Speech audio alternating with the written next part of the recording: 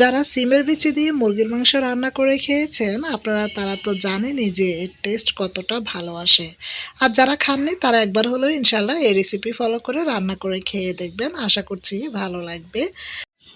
রান্নাটা করার জন্যে আমি চুলায় প্রথমে একটা পরিষ্কার প্যান বসিয়ে এতে ৪ টেবিল চামচ সয়াবিন তেল আর ২টা পরিষ্কার তেজপাতা দিয়েছি, হাফ কাপ পেঁয়াজ কুচি অ্যাড করে দিয়েছি। দিয়ে নেড়েচেড়ে একটু মিলিয়ে নিচ্ছি।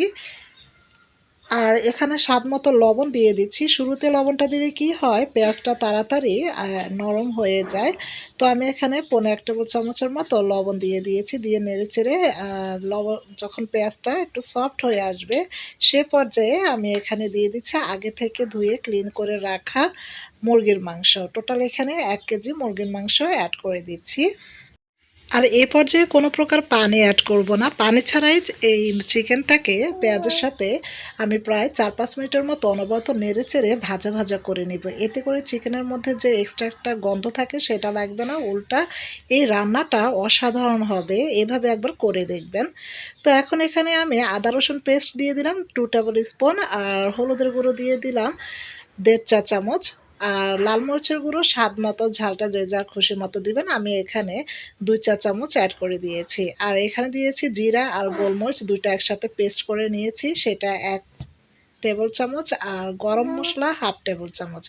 গরম মশলা বলতে এখানে দারচিনি, এলাচ এই ২ টাকে আমি পেস্ট করে নিয়েছি ভালো করে। আপনার ইচ্ছা করলে আস্ত গোটাও ইউজ করতে পারেন, তবে এভাবে দিলে রান্নার কালারটা আরও সুন্দর আসে। তো নেড়েচেড়ে কিছুক্ষণ ভাজা ভাজা করে নিয়েছি। এখন এ পর্যায়ে আমি গরম পানি অ্যাড করে দিয়েছি কষানোর জন্যে।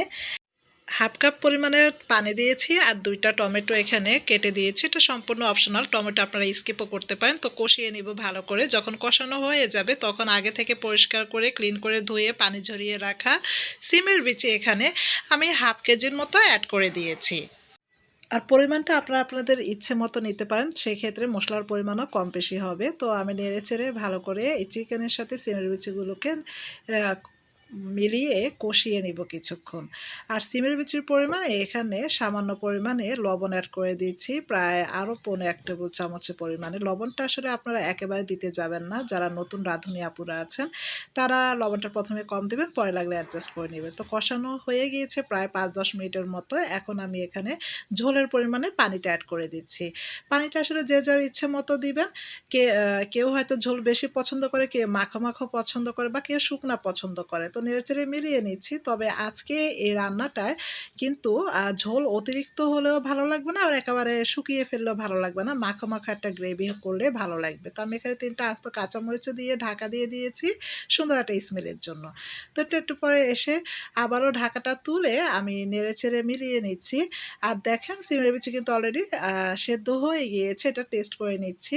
আর এ পর্যায়েও আপনারা ইচ্ছে করে যারা নতুন রাঁধুনি আপু তারা লবণটা চেক করে নিতে পারেন। তবে আমার লবণটা ঠিক রয়েছে। আমি অফ স্ক্রিনে দেখে নিয়েছি। তো ঝোলটাই ঠিক এরকম একটা মাখো, মাখো যখন গ্রেভি আসবে, অতিরিক্তও না আবার একেবারে শুকিয়ে ফেললেও হবে না। ঠিক ওই পর্যায়ে চুলাটা অফ করে দিব। আল্লাহ হাফেজ।